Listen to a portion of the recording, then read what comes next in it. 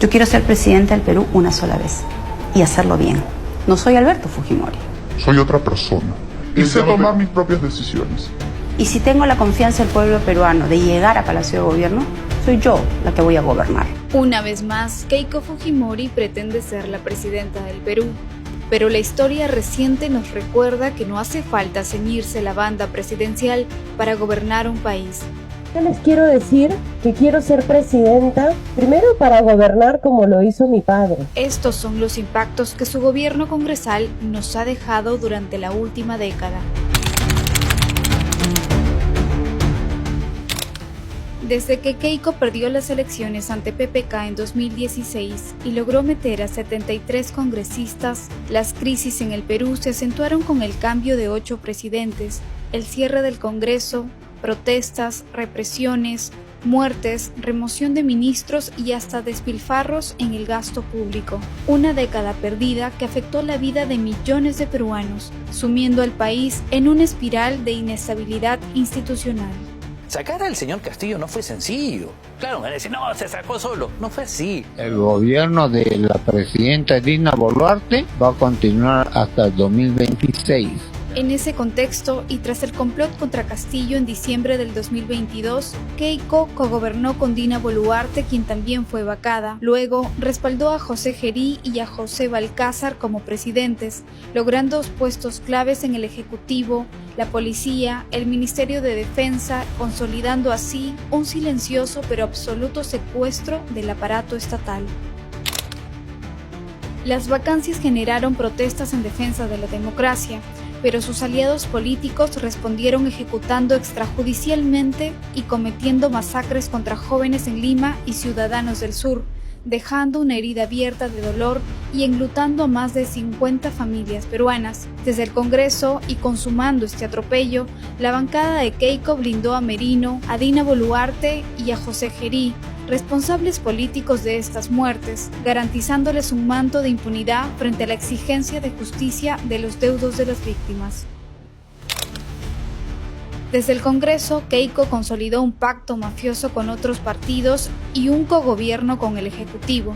Así, pudo capturar progresivamente el Tribunal Constitucional, la Defensoría del Pueblo, la Junta Nacional de Justicia, el Ministerio Público, la Contraloría de la República, afectando así la división de poder que un régimen democrático establece para controlar las instituciones a su antojo y no ser fiscalizados ni sancionados.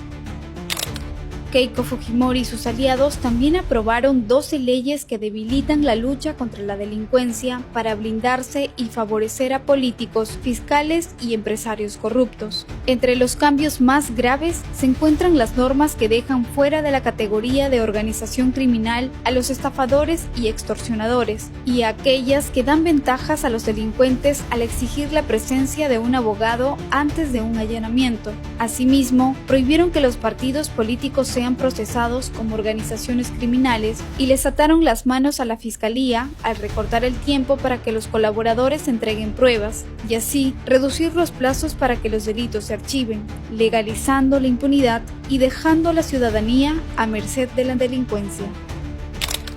Los congresistas de Keiko y sus aliados aprobaron 53 cambios constitucionales de madrugada y sin opinión técnica, tales como la reelección de congresistas, la instalación de un Senado con más poder que el Ejecutivo, eliminó el uso de la cuestión de confianza por el Ejecutivo, entre otros cambios que ya se pusieron en práctica en estas elecciones, configurando un traje a la medida para perpetuarse en el poder de espaldas al pueblo. Con Rospigliosi a la cabeza duplicaron el presupuesto del Congreso. Para el 2026, el presupuesto aumentó en más de 360 millones de soles. Según el Consejo Fiscal, desde el Congreso aprobaron gastos por más de 109 mil millones de soles, poniendo al país en el mayor peligro financiero de los últimos 25 años. Mientras Keiko Fujimori viajaba al extranjero financiada con los fondos públicos que la OMPE otorgó a su partido, su bancada aprueba leyes como la Climper 2.0 o la Ley de Casinos y Tragamonedas, las cuales reducen impuestos a las grandes empresas. Todo esto ocurre mientras el ciudadano de a pie sigue asfixiado pagando el 18% del impuesto general a las ventas, una realidad indignante si se toma en cuenta que el 25% de los peruanos vive en la pobreza. En este escenario de despojo y abandono, los estudiantes tampoco tienen una educación superior de calidad garantizada y no pueden acceder a la beca 18 y beca Bicentenario porque el Congreso aprobó menos presupuesto a Pronavec.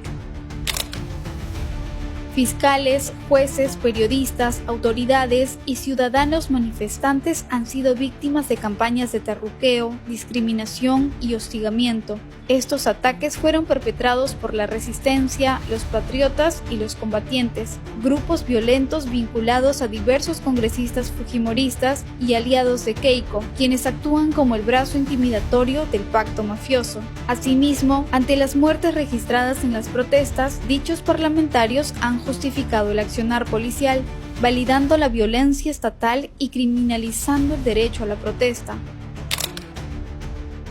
Con sus aliados, desde el Congreso, aprobó, apoyó y promueve leyes que son graves retrocesos para la protección de mujeres, niñas y adolescentes que han sido víctimas de algún tipo de violencia. Por ejemplo, apoyó leyes de la congresista Milagros Aguayo, que eliminó el enfoque de género de las políticas públicas y la educación sexual para las niñas en las escuelas. Asimismo, apoya proyectos de ley para sancionar a las mujeres que denuncian violencia y que buscan eliminar el feminicidio como delito, dejando a las mujeres peruanas en un estado de total desamparo y vulnerabilidad ante sus agresores. Hemos sido víctimas de una dictadura parlamentaria. Hemos sido víctimas de esa mayoría aplastante de fuerza popular. ¿Es este el destino que queremos prolongar para el país, entregándole todo el poder a Keiko Fujimori? Este 7 de junio, tú decides. Hacer estos reportajes solo es posible con tu apoyo. Sé parte de la resistencia informativa. Súmate a la comunidad huayqueña.